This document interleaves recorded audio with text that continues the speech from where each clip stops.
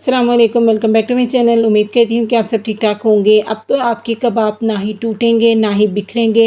इन कबाबों में ना ही हम कोई अंडा डालेंगे, ना ही हम लोग कोई बेसन इसको बाइंडिंग के लिए इस्तेमाल करेंगे, ना ही किसी कॉर्नफ्लावर का, ना ही किसी मैदे का। फिर भी जो आपके कबाब हैं वो बहुत ही ज़्यादा सॉफ्ट, जूसी और मज़ेदार से बन के तैयार होंगे।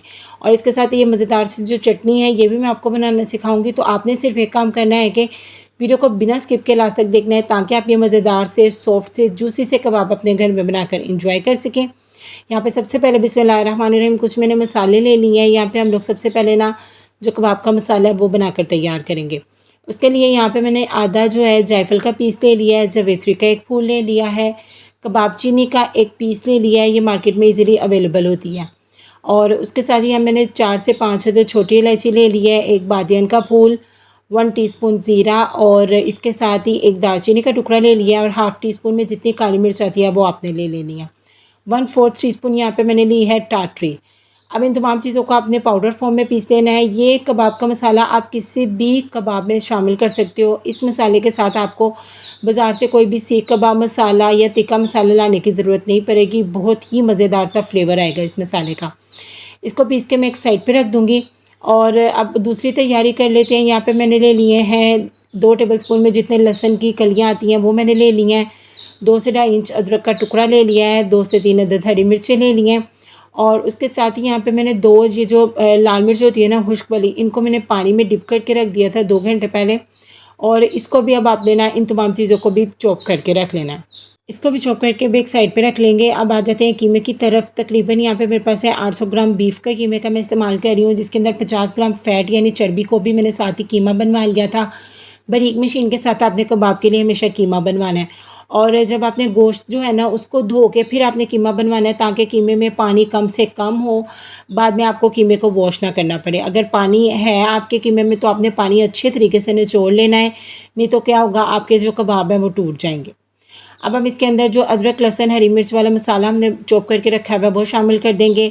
2 यहाँ पे लार्ज साइज़ के प्याज को भी मैंने चॉप करके उसका पानी भी अच्छे तरीके से मैंने निचोड़ लिया था, वो भी इसके अंदर शामिल कर देंगे।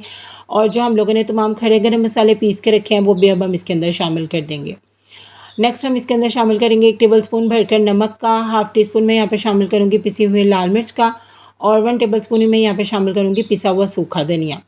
नमक मिर्च आप अपने टेस्ट के अकॉर्डिंग कम ज़्यादा भी कर सकते हो, ये भी इसके अंदर ऐड कर देंगे। अब हम इसके अंदर ऐड करेंगे 1/4 टीस्पून मीठा सोडा, जिसे खाने का सोडा भी बोलती हैं। ये आपने इतना ही ऐड करना है 800 ग्राम कीमे के अंदर। और इससे जो आपके कबाब हैं टेंडर भी बहुत जल्दी हो जाएंगे और बहुत ही सॉफ्ट और जूसी से बन के तैयार होंगे।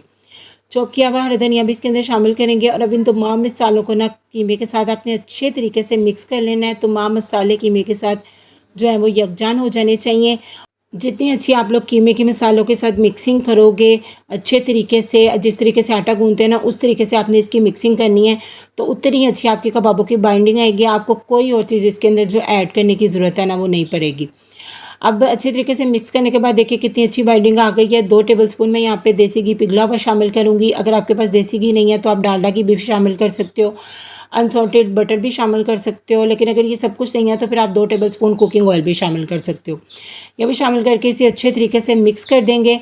और अब इसे आप लोगों ने प्रांत में ही इस तरीके से सेट कर देना है। और अब हम इससे स्मोकी सा फ्लेवर देंगे, कोयले का धुआं देंगे। इससे क्या होगा, बहुत ही स्मोकी से फ्लेवर के हमारे जो कबाब है वो बन के तैयार होंगे।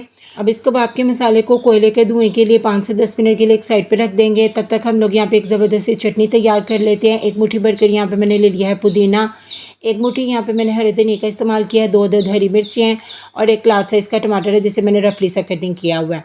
इसको मिल्क शेक वाले जग में या इस तरह चटनी पीसते वाली मिक्सी में आपने शामिल कर देना है तमाम चीज़ों को। हाफ़ टेबल स्पून इसके अंदर ज़ीरा शामिल करेंगे, हाफ़ टी स्पून चाट का मसाला, 1/4 टीस्पून काला नमक और हाफ़ टी स्पून रेगुलर नमक इसके अंदर शामिल कर देंगे। 1 अदद फ्रेश लेमन का जूस इसके अंदर ऐड करेंगे और 2 से 3 टेबलस्पून चिल्ड पानी, आपने ठंडा पानी इसके अंदर शामिल करके ना इस चटनी को आपने पीस लेना है।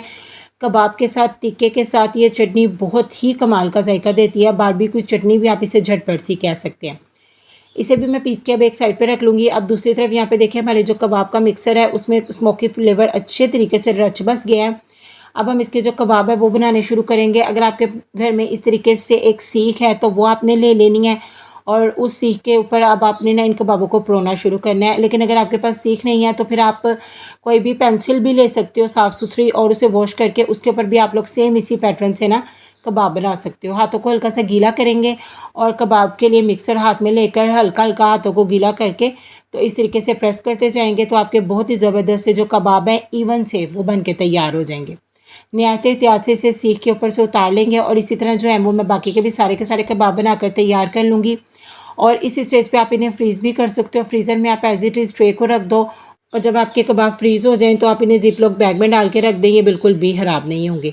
यहाँ पे कुछ कबाब को मैं फ्राई कर लूँगी और कुछ को मैं भी फ्रीज़ कर दूँगी। एक पैन में मैंने तकरीबन 1/4 कप ऑयल का गरम कर लिया है। हल्का सा गरम आपने ऑयल को करना है और मीडियम टू लो फ्लेम पे ना आपने पहले ना इन कबाबों को फ्राई करना है ताकि अच्छे तरीके से ये कबाब अंदर तक पक भी जाएँ और जूसी बन के तैयार हो। हाई फ्लेम पे आपने कबाब कभी भी फ्राई नहीं करने, नहीं तो क्या होता है कि कबाब आपके ना ड्राई हो जाते हैं और ऊपर से हार्ड हो जाते हैं। इस वजह से आपने मीडियम टू लो फ्लेम पे कबाबों को फ्राई करना है। एक साइड पे प्यारा सा कलर आने के बाद आपने इनकी साइड को चेंज कर देना है। इसी तरीके से सारे के सारे जो कबाब है वो हम लोग बनाकर फ्राई कर लेंगे। ये देखिए कितना प्यारा जो कलर है ना कबाबों के दोनों साइड्स पे आ गया और बहुत ही कमाल की जो खुशबू भी है ना वो भी आ रही है। सारे के सारे कबाब यहाँ पे मैंने फ्राई कर लिए हैं और इनको एक मरतबा फिर से पैन में मैंने गर्म कर लिया है। इनको डिश आउट करते हैं, साथ ही इसके थोड़ा सा प्याज को सर्व करेंगे और जो चटनी हमने पीस के रखी भी है वो सर्व करेंगे। बहुत ही मज़ेदार चटपटे चटखारेदार से जूसी से सॉफ्ट से आपके जो कबाब है ना इस रेसिपी से बन के तैयार होंगे। आखिर में इन कबाबों के ऊपर थोड़ा सा चाट मसाला स्प्रिंकल कर देंगे, थोड़ा सा लेमन का जूस शामिल कर दूंगी मैं। और ये देखिए माशाल्लाह माशाल्लाह कितने सॉफ्ट जूसी चटखारेदार से जो कबाब है वो आपके बन के तैयार हुए हैं। और इस चटनी के साथ तो इसका जो जायका है वो और ज़्यादा बढ़ जाएगा। तो इस मज़ेदार सी कबाब की रेसिपी को आप लोगों ने ज़रूर बनाकर ट्राई करना है और फिर मुझे कमेंट सेक्शन में आकर बताना भी है कि ये रेसिपी आप लोगों को कैसी लगी। तो हमें याद रखिएगा, अपना बहुत ज़्यादा ख्याल रखिएगा। अल्लाह हाफ़िज़।